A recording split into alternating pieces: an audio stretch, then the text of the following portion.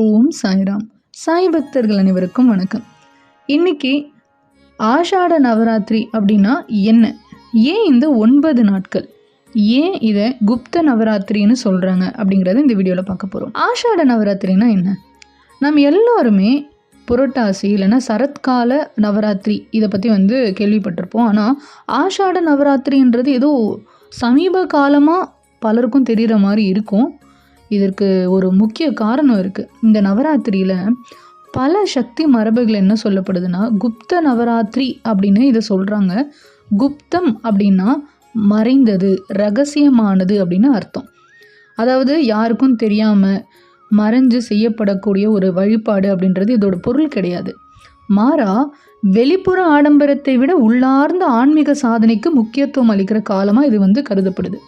அதனால தான் இந்த 9 நாட்களில் பலரும் அமைதியாக ஜபம் செஞ்சு தியானம் இல்லை தேவியை வழிபாடு இந்த மாதிரி விஷயத்தில் ஈடுபடுறாங்க.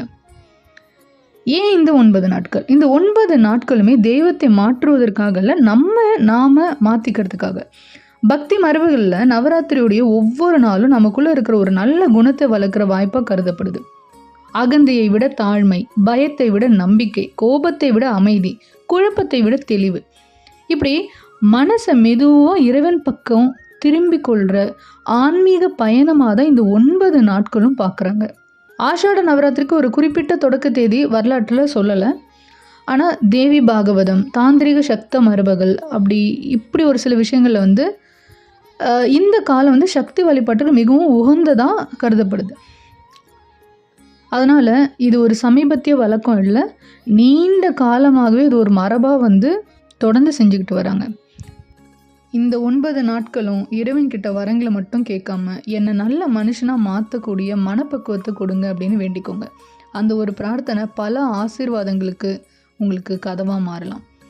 நாளைய பதிவில் ஆஷாட நவராத்திரியில் அன்னை வாராகி ஏன் முக்கிய இடம் பெறுகிறார், சப்த மாத்திரிகைகளில் அவருடைய பங்கு என்ன அப்படின்றது விரிவாக பார்க்கலாம். அது வரைக்கும் நன்றி, வணக்கம். ஓம் சாய்ராம். ஓம் சக்தி பராசக்தி.